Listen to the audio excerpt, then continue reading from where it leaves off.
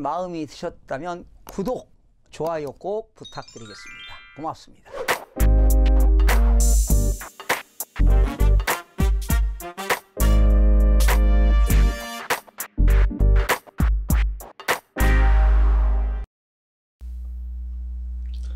김동수 유튜브 시청자분들의 여러가지 질문, 댓글들을 알아보고 김동수 교수님께 직접 답변을 들어보는 시간, 무엇이든 물어보세요. 시간입니다. 안녕하십니까 교수님. 안녕하세요. 요즘 김동수 유튜브 구독자가 많이 늘어나고 있습니다. 예, 매일 늘어나고 있습니다. 감사 인사 한번 또 이렇게 또. 시청자 여러분 늘 감사합니다. 최선을 다하고 있는데요. 여러분들의 성원에 힘입어 구독자도 날로 증가하고 있습니다. 구독 좀 많이 좀 해주세요. 처음 보시는 분들도 예.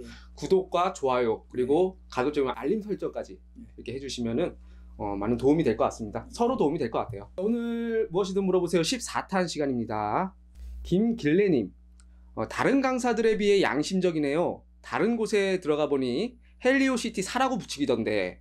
헬리오시티 송파에 있는 거. 예예. 다른 영상에서는 붙이겼나 봐요. 사라고. 아, 그래요? 예예. 그런데 헬리오시티 송파에 있는 거라 하더라도 네. 지금은 매수 타이밍이 절대 아닙니다. 지금 서울 주택 가격은요. 네. 이제 하락이 이제 시작입니다. 이제 시작. 이제 하락이. 시작입니다. 예.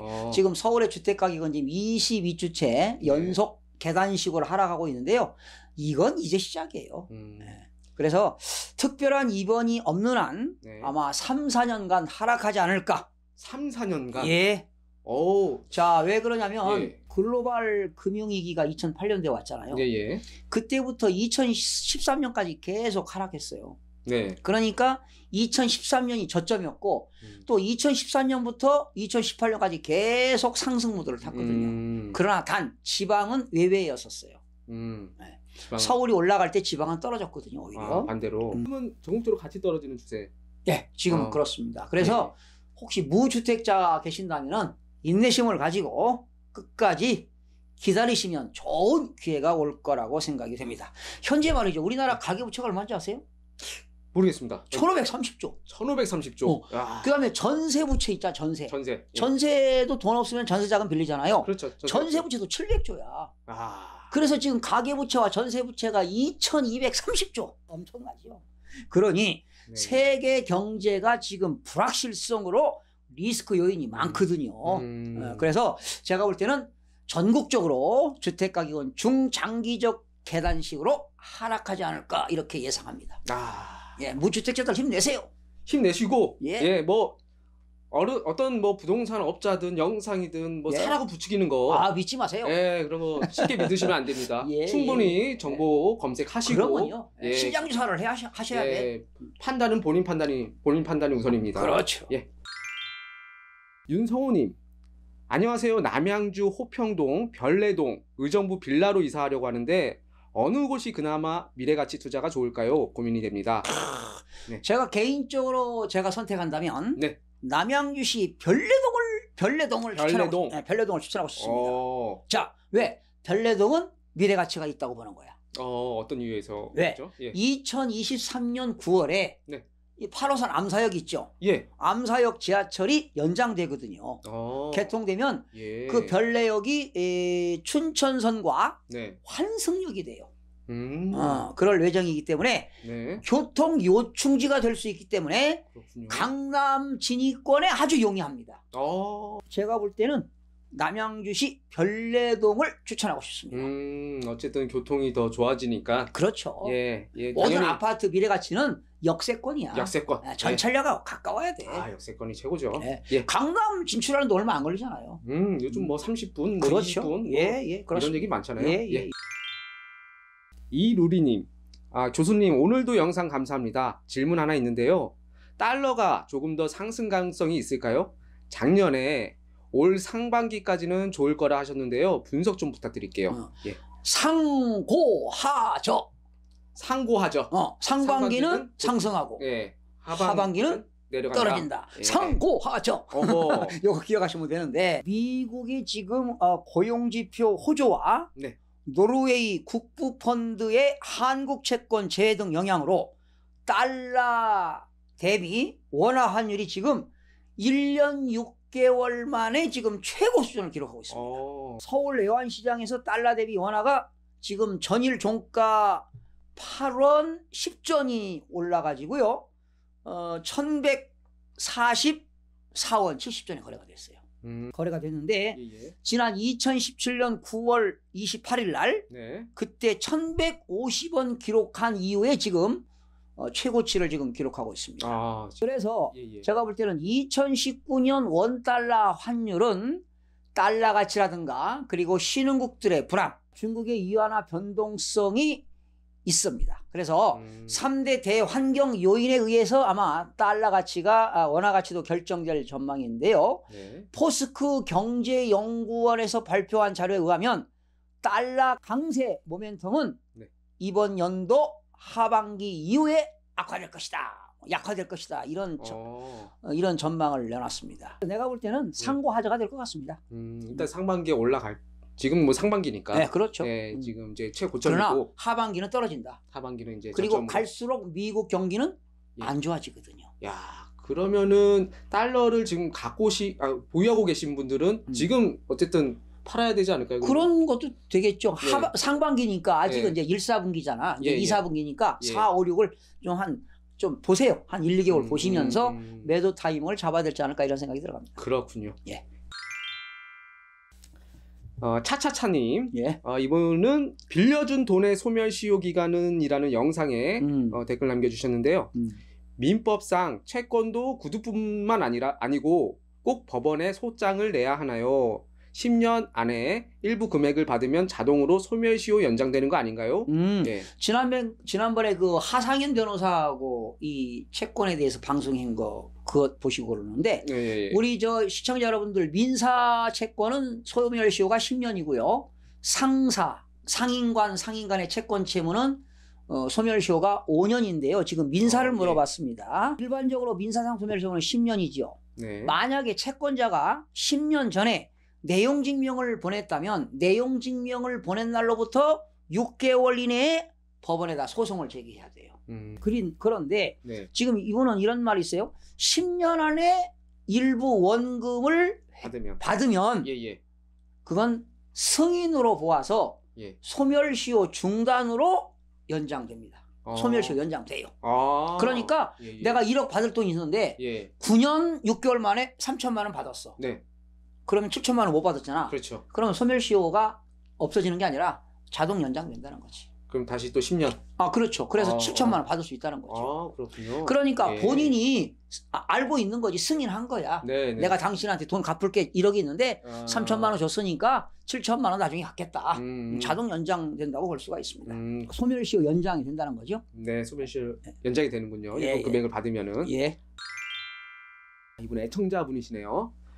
벨라 이사님. 예, 감사합니다, 교수님. 다음번에 인천 송도의 미래전망 부탁드립니다. 송도.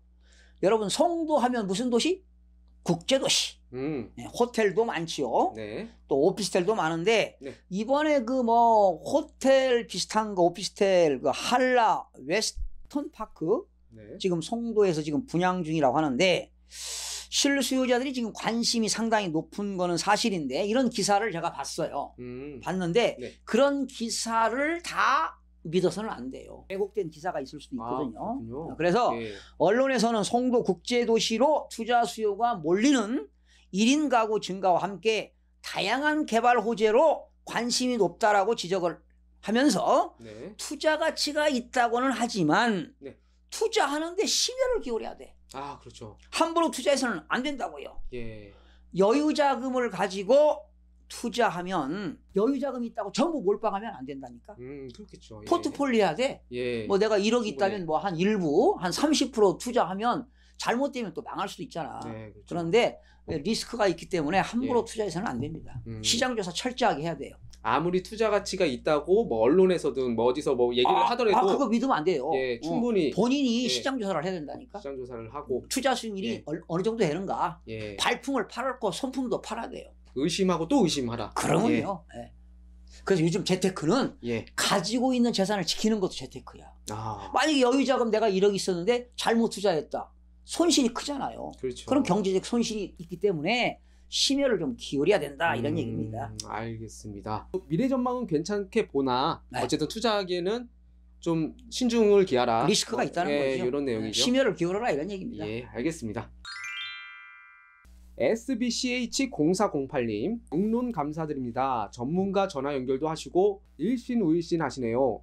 근데 금리 인상 있을까요? 상반기 조정을 보이다가 하반기부터 또 올라갈 거라고 일부 언론이나 전문가들 얘기하는데 이에 대해서 교수님께서는 어떻게 생각하시는지요?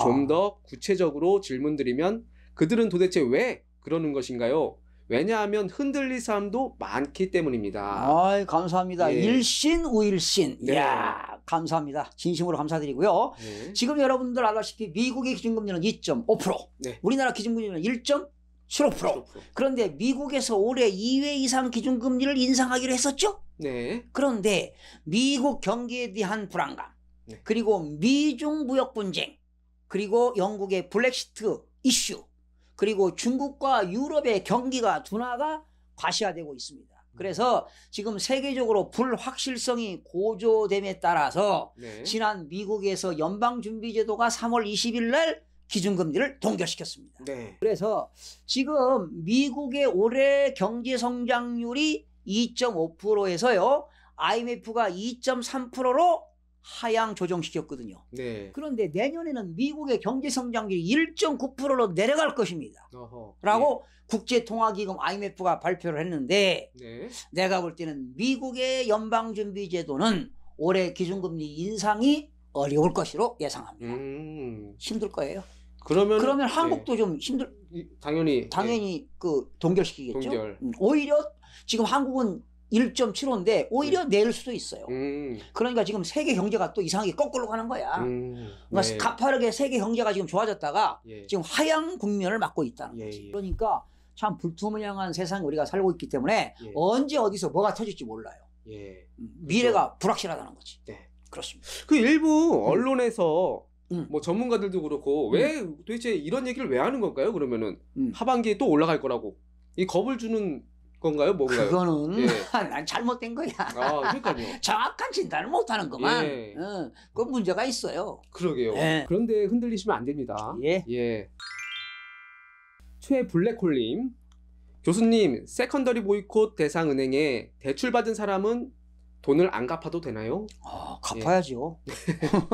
자, 네. 시청자들의 이해를 돕기 위해서 말이죠. 네. 세컨더리 보이콧 네. 설명드리자면은 네네. 특정 대상과 관련된 기업 등을 불매하는 2차 보이콧을 말하는 건데요. 미국이 특정 국가를 포함해서 네. 특히 북한 같은 거 막 네. 제재했잖아요. 그렇죠. 그와 교류하는 제3국 정부나 기업, 금융에 대해서 취하려는 강력한 경제적 제재 조치를 하는 것이 바로 세컨더리 보이콧이지요. 아하. 그러니까 예. 세컨더리 보이콧가 발동되면은 해당 은행 법인 및 네. 법인 자산과 이해 관계가 있는 직간접적인 거래는 전면 금지될 뿐만 아니라 네.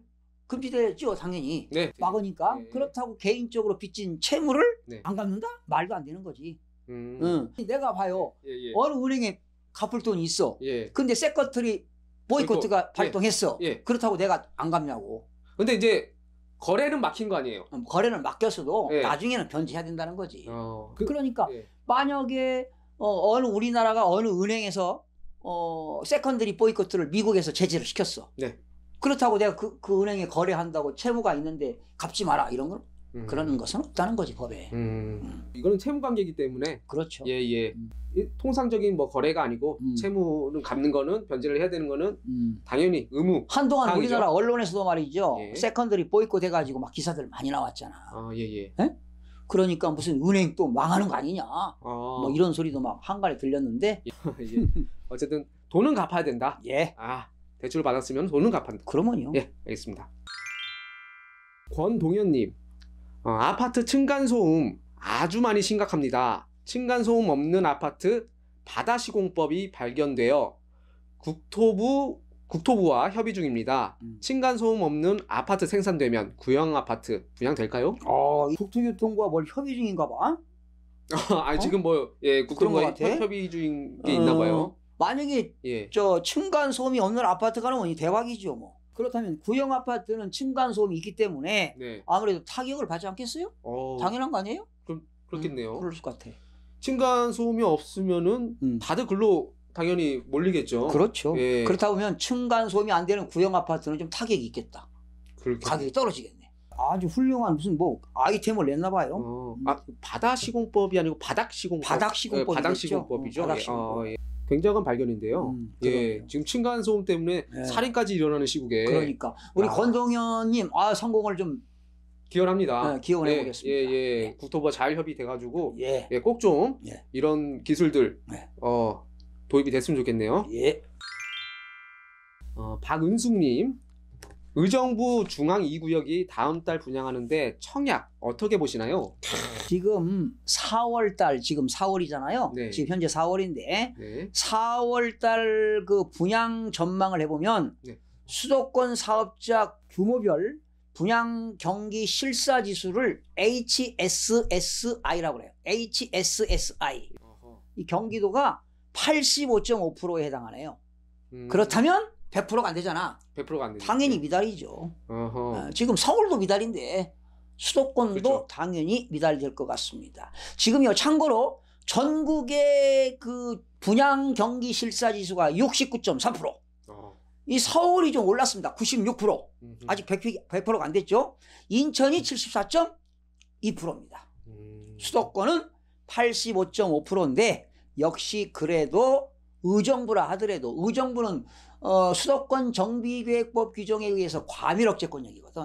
그리고 의정부 지나서 양주라든가 파주라든가 동두천은 성장관리권역인데 아무래도 의정부는 인구가 많아요. 네. 그런데도 제가 볼 때는 미분양될 것 같아요. 미분양이 네. 많을 거다. 네. 아하. 그래서 이렇게 청약을 하는 것도 네. 타이밍이 중요해요. 그러니까 늘 시장 조사를 하시는 게 도움이 될 것 같습니다. 그렇군요. 예. 알겠습니다. 세나리님, 안녕하세요. 강의 잘 듣고 있습니다. 문의 좀 하고 싶습니다. 충북 도청 소재지인 청주에 있는 노후 아파트 재건축 전망은 어떨까요? 대학교 근처이면서 34년 된 주공 아파트입니다. 재건축하는데 10년씩 걸려요. 아. 재건축하려면 도시및 주거환경정비법에 의해서 예. 기본 계획을 수립하고 네. 나중에 이주하고 완공하는데 10년 걸린다고. 오래 걸리네요. 재건축, 재개발 예. 10년씩 걸리는데요. 예. 충북 청주도 아파트 가격이 많이 하락했어요. 네. 수요보다 공급이 많아가지고요. 특히 청주도 미분양이 무지하게 많습니다. 4월 충북 지역 아파트 예. 분양 경기 실사 지수가 68.7 정도가 됩니다. 아하. 재건축이 되기까지는 많은 시간 10년이 걸립니다. 예. 예. 재건축은 조금 전에 말씀드렸듯이 기본 계획 수립부터 이주, 철거, 착공, 분양, 준공까지 10년 정도가 걸립니다. 그렇다면 혹시 여유 자금이 있다면 주거 환경을 고려해서 새 아파트로 이주하는 것도 고려해 보면 어떨까 이런 생각. 그러니까 재건축을 거기에 목매다가 예. 그냥 나이 먹어. 예. 그렇죠. 예, 그렇습니다. 그럴 수 있으니까 재건축 차라리, 10년 걸립니다. 10년.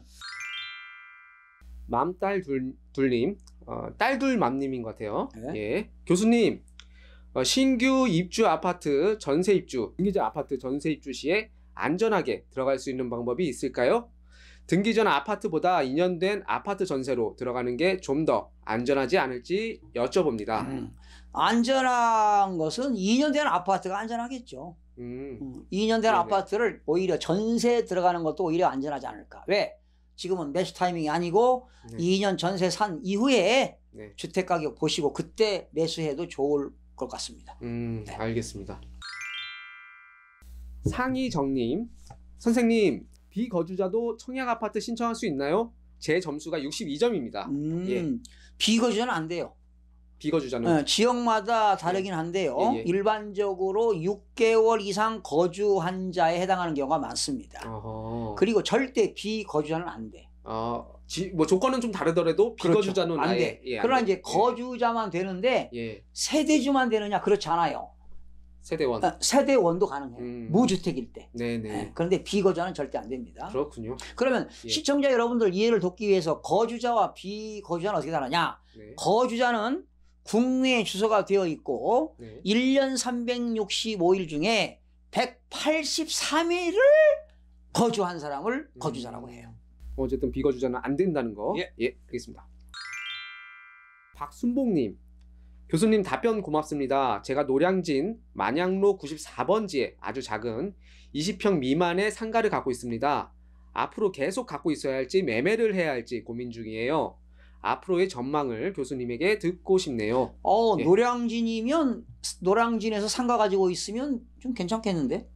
일반 상업적이거든요. 네네. 근데 만약에 상가라 하더라도 월세 수입이 고정적으로 나온다면 네. 뭐 소유도 괜찮지 않을까요? 매월 집세가 나온다면. 예. 그런데 만약에 이제 자금이 필요하시다면 네. 당연히 처분해야 되겠죠. 돈이 필요하다면 처분하면 뭐가 나옵니까? 양도소득세가 나오는데요. 양도소득세는 양도시기가 대금 청산일 기준인데 대금 청산일이 속하는 달의 말일부터 2개월 이내에 양도소득세 예정신고하는 것도 알고 계시죠? 네, 참고로 말씀드렸습니다. 뭐 강의 많이 하셨으니까. 예.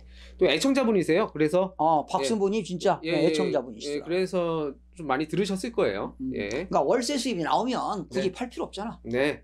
그렇죠. 급전이 필요한 거 아니고서는 그렇죠. 계속 수익이 있는 게 좋죠. 오판다님, 교수님 강의 잘 듣고 있습니다. 전남 여수 부동산 전망에 대해 부탁드립니다. 인구수는 줄어드는데 아파트는 더더욱 증가하고 아파트 값도 너무 올랐네요. 현재 아파트 구매 눈치 중인데 교수님은 어찌 보시나요? 여수 가보셨어? 여수는 못 가봤습니다. 아유, 여지껏 난 여수 여러 번 갔다 왔어요. 여수 밤바다가 그렇게 이뻐요. 아하. 여수 하면은요, 낭만과 황홀함을 안겨주는 도시 야경. 아하. 기암 개석과 천혜의 비경을 자랑하는 백도. 전 세계인들이 감동을 선사한 데가 백도입니다. 백도. 네, 그리고 여수에서 세계 박람회 가보셨나? 지금 여수를 못 가봤습니다. 그러니까 나는 그때도 가봤고 여러 번 가봤는데요. 여러분, 여수하면 톡 쏘는 맛과 젓갈에 잘 삭은 맛이 입맛을 돋과. 막 침이 나온다. 갓김치 말씀하시는 거요? 돌산 갓김치. 갓김치 먹어봤어요? 여수 갓김치는 먹어봤습니다. 먹어봤고. 맛있더라고요. 밥도둑이에요. 그리고 새콤달콤한 서대회. 먹어봤어요? 서대회는 못 먹어봤습니다. 전라남도 같은 전라남도인데 신안군에서는 뭐가 나와? 홍어.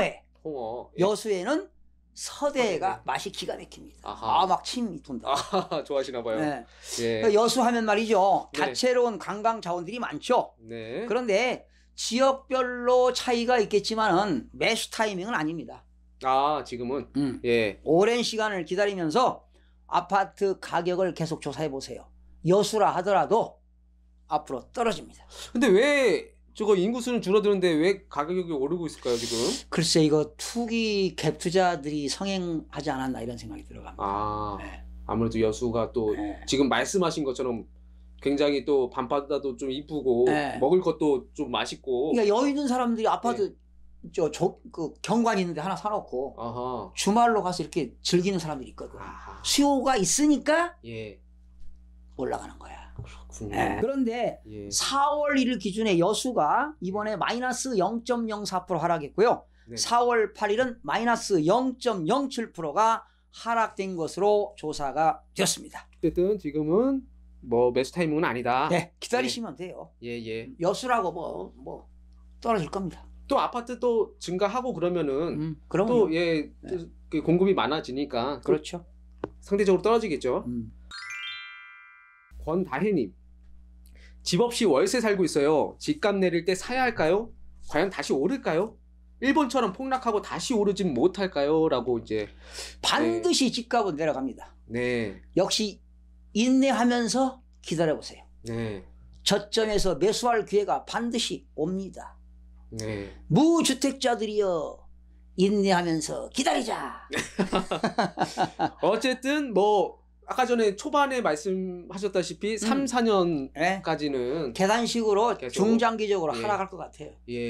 아직은 기다릴 때라는 거. 그러나 이제 국가가 정부에서 너무 가게 하락하면 어떤 또 완화 조치를 하면 몰라도 이런 상태라면 계속 중장기적으로 하락할 것 같습니다. 그러면은 교수님 이렇게 계속 하락을 하다가 만약에 정부에서 완화 정책을 냈을 때 그때는 어떻게 매수를 해야 될까요? 그렇죠. 그때는 만약에 지금 네. 계속 이렇게 하락하다가 네. 정부가 완화 조치 발표한다. 바로 그때 사야 돼. 그때 사야 돼. 예. 네. 주저하지 말고. 오케이. 그때는 뭐 주저할 거 없어 그냥. 예, 바로 그때는 사야 돼.